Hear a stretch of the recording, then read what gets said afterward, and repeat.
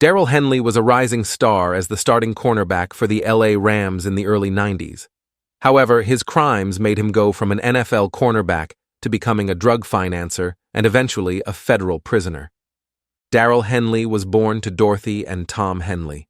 The family was a close-knit Christian family in the LA suburbs. His mother, Dorothy, claimed that Darryl was extremely joyous as a child and was always smiling. She also claimed that it was hard to scold him as he was very emotional and sensitive. Darryl excelled in football without even trying, and by the age of 7, he was the best football player in the Arcadia Youth League, where his father had sent him, 2 towns away, so that Darryl could have access to the best coaching and equipment. Darryl excelled in parochial school throughout his youth, and then went to UCLA. Darryl had been excelling at cornerback for UCLA, returning a fumble 50 yards for a score against Arizona. In November 1986, UCLA was playing against Stanford. At this specific game against Stanford, he was facing his elder brother as an opponent. Unfortunately, Stanford won the game with a score of 28-23. Darryl was named the Bruins' most improved player that season. In the opening game the next fall, he became the first Bruin to score on a punt return in over 20 years. The following week, against powerful Nebraska, Darryl sped virtually untouched down the sideline for another punt return. It was the first time Nebraska had allowed such a score in 24 years. Darryl was now rising as a star. In 1989, Darryl graduated from UCLA with a degree in history.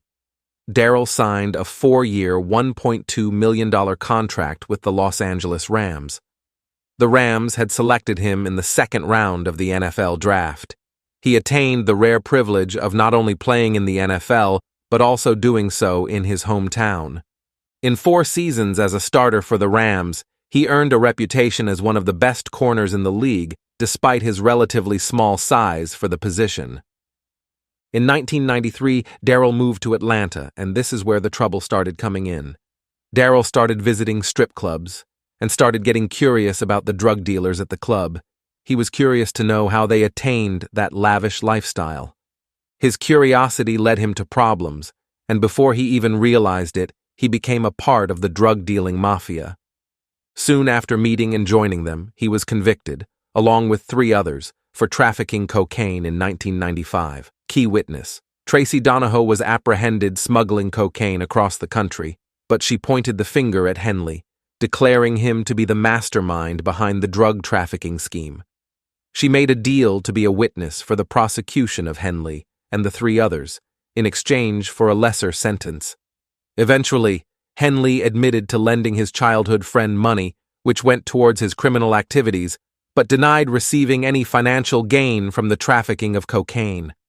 Whilst in jail awaiting his sentencing, Henley paid a guard to smuggle a mobile phone in so he could talk to his family and his fiancée, who had just given birth to their daughter. Another inmate on his cell block found out about this phone and put Henley in contact with a man called Joey Gambino, a mafia member. At this point, Henley was appealing his conviction but had run out of money because of the long-running, costly trials. So when Gambino offered him a stake in a heroin deal, Henley accepted after some consideration. Henley was desperate. He stated, "I did it purely for the money. I had a baby daughter." Henley did not have any money to give up front for the drug deal, so Gambino offered to murder key witness Donahoe and the judge of Henley's case, Gary Taylor, and then take his fee from Henley's upcoming drug earnings. Being so angry and humiliated by the injustices seen during the case proceedings, Henley agreed to this deal in a phone conversation. Like all the other conversations between the two, Gambino, who was not actually a mafia member, but an undercover DEA agent, recorded this one too. The phone recordings were given as evidence against Henley in court, leading to him being convicted of both drug trafficking and solicitation of murder. On the day Henley was charged, the inmate, an informant for the DEA, who put Henley in touch with Gambino, the fake mobster, was released from prison. There is much controversy over the legitimacy of this case. For instance, for drug trafficking, Henley would have been sentenced to 10 years minimum, purely because of laws that had been put in place much earlier due to the war on drugs, which for a man who only ever lent money to a friend seems like a harsh sentence. Not to mention the number of injustices that took place during Henley's trials.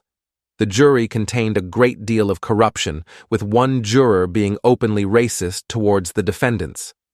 A second juror admitted to using methamphetamines during the trial. A third juror not only discussed the trial with the other two deviant jurors in their daily carpool, but showed up at Henley's residence a week before the verdict to bribe Henley with an innocent vote for $25,000. The racism within this case is further displayed by the fact that Donahoe, the only Caucasian who was caught red-handed trafficking suitcases full of cocaine, was sentenced to only 4 months in a halfway house. Another cause for concern within this case is the possibility of entrapment being the only cause for Henley's extended sentence. It has to be asked whether Henley himself would have chosen to participate in another drug deal if he had not been offered the money when he was in a desperate situation. Then comes the issue of the solicitation of murder. It's a massive leap from being silent financial aid for a drug deal to paying for the murder of 2 people, one of which you know quite well. Could Henley have even thought this up himself? He was desperate and going through a lot, but is that enough to convince yourself that murder is the only way out? The undercover DEA agents suggesting this and offering this without any upfront cost to make the deal that much sweeter is textbook entrapment, which should not have been held up in court. As if this wasn't enough, the injustices within this case were made worse when the Ninth Circuit reviewed the case in 2001 and decided that Henley's case's racial bias warranted a more in-depth look. However, the judge and the presiding prosecutors made it all go away by releasing the rest of the defendants who had served a fraction of their sentences, which were already 2 decades shorter than Henley's. Henley was not released because he had given up his right to contest the verdict of the trial as part of his guilty plea in the drugs for murder scheme invented by the DEA. Henley was initially placed in a maximum security prison. However, due to good behavior, he was transferred to a low-security facility in Yazoo City. He has frequent visits from his daughter, with whom he has managed to maintain a good relationship despite his incarceration. He has also utilized his good education and his degree from UCLA to help other inmates gain their GEDs. Once a talented athlete with a promising career in the NFL, Henley's life took a dark turn when he became involved in drug trafficking. Henley's story serves as a cautionary example of the importance of making wise decisions and avoiding the temptations of illegal activities, as well as supporting them.